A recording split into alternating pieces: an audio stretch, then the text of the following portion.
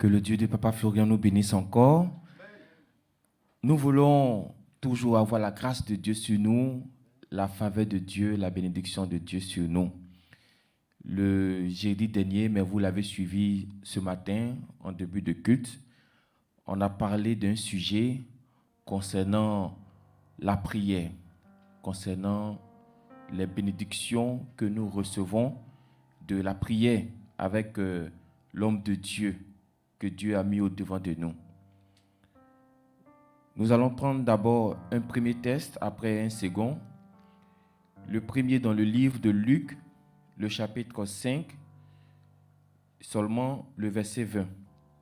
Luc, le chapitre 5, le verset 20.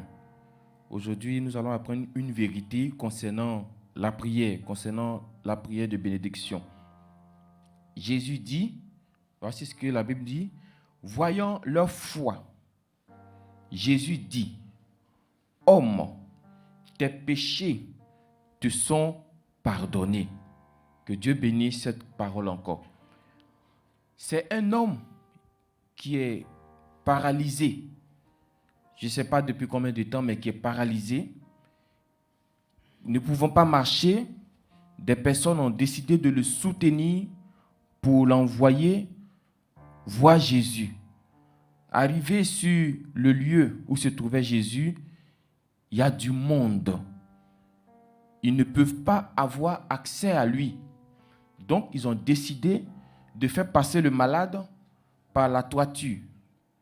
Et quand Jésus a vu le malade, la première chose que Jésus a dit à ce dernier, parce que c'est dit, Jésus dit, homme, tes péchés te sont pardonnés.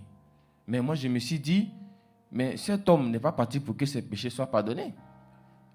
Alléluia. Est-ce que vous me comprenez? Il est parti pour avoir la guérison de ses pieds. Donc, il aurait peut-être souhaité entendre, prends ta guérison, ou lève-toi et marche. Je pense que pour certaines personnes, Jésus l'a fait. Il a dit, prends ton lit et marche. Mais lui, dans son cas précis, et le message que je donne aujourd'hui, ça va concerner pas tout le monde forcément, mais il y a des cas que ça va concerner. Vous savez, chaque jour que nous donnons des messages, c'est pour sauver des personnes, c'est pour sauver des vies. Aujourd'hui, un message peut te concerner, demain, ça peut concerner une autre personne. Mais toi-même que ça ne concerne pas, tu peux te mettre en prière pour que ça touche aussi les autres personnes. Donc Jésus lui dit, tes péchés te sont pardonnés. Et à la suite de cela, ce dernier-là a pris sa guérison. Pourquoi j'ai pris ce premier passage? Parce que c'est lui qui va nous permettre de comprendre notre texte de ce jour, qui est tiré du même livre de Luc. Maintenant, c'est au chapitre 10, le verset 5. Luc, chapitre 10, le verset 5 et le verset 6 qui va faire l'objet de notre méditation. Luc 10, verset 5 dit quoi? Dans quelque maison que vous entriez, dites d'abord que la paix soit sur cette maison. Quand Dieu choisit son serviteur, quand Dieu envoie son serviteur, son oint, il y a quelque chose que Dieu met en lui. Il y a quelque chose que Dieu met aussi sur lui. Il y a quelque chose que Dieu lui donne, de sorte à ce que partout où il s'en va, ce qui est sur lui vient sur toi. Si tu te frottes à lui, ce qui est sur lui vient sur toi.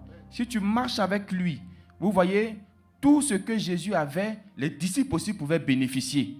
Quand Jésus a multiplié les 5 pains et 2 poissons, ils ont tous mangé. Donc, tout ce que Jésus avait, il le partageait avec ses disciples. Le bâton de Moïse, là, quand il a fendu la mer, là, tout son peuple qui était là, ils ont tous traversé. Parce que quand vous êtes avec lui, ce qui est sur lui est sur vous. Donc, quand nous recevons également la prière avec Papa Florian, que tu sois en Chine, que tu sois en Italie, partout où tu es, même à l'intérieur du pays, partout où tu te trouves, même dans la sous-région, la prière que l'homme de Dieu déclare là, ça va te trouver là-bas. La bénédiction là, ça descend sur vous. Mais le problème, c'est le verset 6. C'est le verset 6 qui fera tout le problème. Le verset 6 nous dit quoi? Et si il se trouve là un enfant de paix, retenez cela, un enfant de paix, qu'est-ce qui va se passer? Votre paix reposera sur lui. Regardez ce qui vient après. Sinon, elle reviendra à vous. Quand j'ai vu ce passage, je me suis interrogé. Combien de bénédictions sont revenues chez Papa Florian? Parce que quoi? Ces bénédictions, ces prières n'ont pas croisé des enfants de paix. Jésus, sachant cela, le premier texte que nous avons lu, qu'est-ce qu'il a dit à l'homme là-bas? Que tes péchés... Parce que si Jésus lui disait, prends ta joie, cette bénédiction-là n'allait pas tomber sur un enfant de joie. Du coup, ça allait revenir. Jésus n'a pas dit ça à tout le monde. Il a dit ça à une catégorie de personnes. Et c'est la même catégorie de personnes qui dit, mais Papa Florian a prié pour moi plusieurs fois, mais je n'ai rien vu. Mon frère, tout simplement, si tu as bien compris le texte, comment on peut expliquer cela? La bénédiction là c'est revenu chez nous ici. Est-ce que vous comprenez un peu la révélation de ce jour? Tout simple, c'est clair. Il dit, si la paix que je vous ai donnée, la force que je t'ai donnée, l'onction que je t'ai donnée, si la personne qui est en face n'est pas digne de cette force, n'est pas digne de cette onction-là, c'est vrai, quand on dit ça revient, ça veut dire que c'est parti d'abord. Donc, effectivement, c'est parti à la personne, mais c'est revenu chez nous. Et ça peut revenir sans même que toi, la personne concernée, ne soit informée, ne soit au courant. Peut-être que nous aussi, on ne sait pas. Mais la bénédiction, quand même, est revenue. C'est pourquoi tu vas dire, mais j'ai fait les offrandes, je ne vois rien, je ne comprends pas. Qu'est-ce qui se passe? Ils ont prié pour moi plusieurs fois, je suis découragé. Mon frère, ma soeur, ne te presse pas à dire, pourquoi vous ne m'avez pas programmé pour la prière même? Depuis la main, j'attends la prière. Non. Le plus important, c'est de t'accrocher à ce Dieu. Parce que plus tu vas t'accrocher à ce Dieu, ce que ce Dieu-là aime, il mettra cela en toi. Ce que ce Dieu-là veut, il va mettre cela en toi. Je veux que Papa Florian prie pour moi. Je veux qu'il me touche. Non, il peut même te toucher. Si vous voulez, on peut enlever la soutane pour vous donner, vous allez la porter. Mais si vous n'êtes pas digne de toutes ces choses, la bénédiction là reviendra. Combien de bénédictions sont revenues? Je vais te donner un exemple. Si tu es venu, par exemple, acheter les éléments ici, tu as donné ton argent pour 2 laits. Et en chemin, tu as vu que c'est 3 laits que tu as reçus. Il faut ramener le lait que tu n'as pas payé. Si tu penses que c'est ton goissou, parce que nous sommes un marché public, je te dis que le seul lait que tu n'as pas payé, la bénédiction qui était dedans là, ça va revenir chez nous ici. Malgré que même tu vas boire ce lait avec une grande prière, avec une disposition d'esprit, tu vas t'enfermer dans ta chambre, mais le seul lait que tu n'as pas payé reviendra à nous. Il y a un homme qui se plaint. Oh, je ne vois rien, ça ne va pas. Je lui dis, continuons de prier. Continuons la prière. Restons en prière. Ce Dieu-là, c'est aussi la patience. Ce Dieu-là, c'est comme cela. Ce Dieu-là, c'est comme ceci. Entre-temps, lui-même, il est au courant qu'il y a quelque chose qu'il fait qui fait qu'il n'est pas un enfant de paix. C'était la cigarette qu'il m'a confessé plus tard. Mais pendant ce temps, je lui disais, prions. Mais tu finis de prier, puis tu mets la fumée sur le Dieu de Papa Florian. Mais comment il va t'exaucer? Vous savez qu'il y a des personnes, après avoir fumé, quand vous les croisez en même temps, vous pouvez sentir même l'odeur de la cigarette dans leur bouche. Je me demande, mais combien d'odeurs de cigarettes comme ça tu as mis dans le sang de Jésus? Parce que le sang de Jésus, souvent, il faut l'ouvrir pour parler là-dessus. Donc, c'est-à-dire que toi, même ton sang de Jésus, là-même, tu as mis poison dedans. Gloire à Dieu.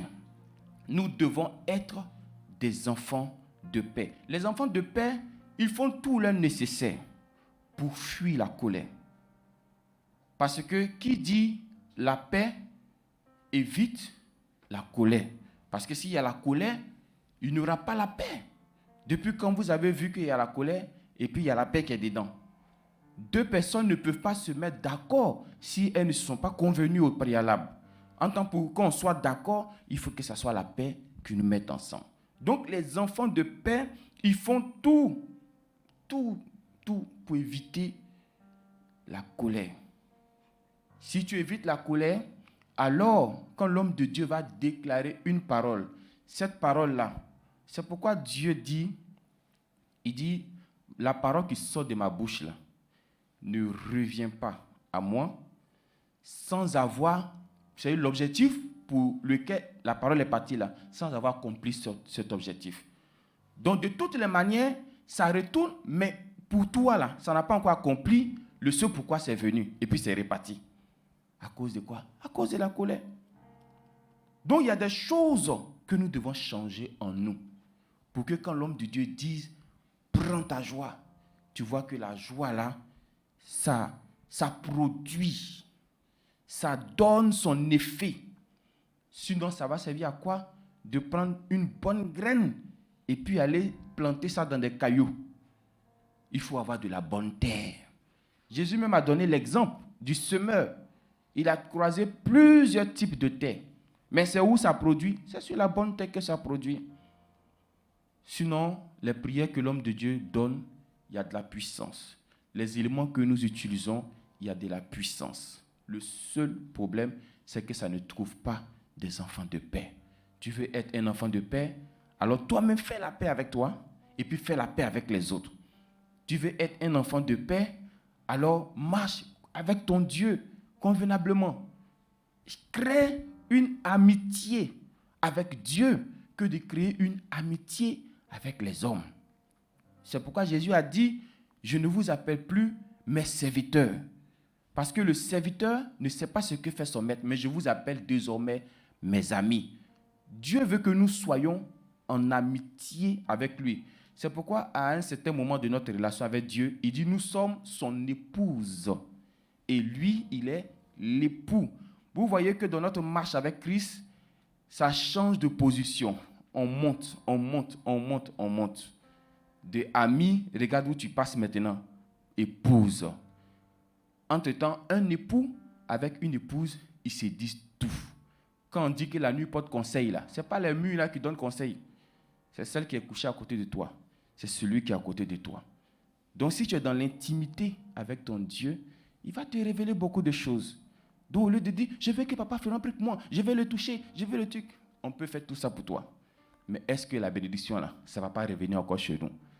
Ce qu'il faut faire vraiment, créer une intimité avec son Dieu, soit fais tes dîmes, fais tes offrandes, fais toi-même baptiser.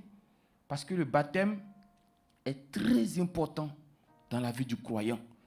Le baptême, là, quand tu en as la possibilité, là, c'est vrai, il y a nos frères et sœurs qui veulent se faire baptiser, mais qui sont de l'autre côté. Mais nous savons que quand ils vont venir ici, ils vont prendre le baptême. Le baptême est très important. Ça veut dire que là, tu as donné, mais toi, ton devant, ton derrière, là, c'est Papa Florian.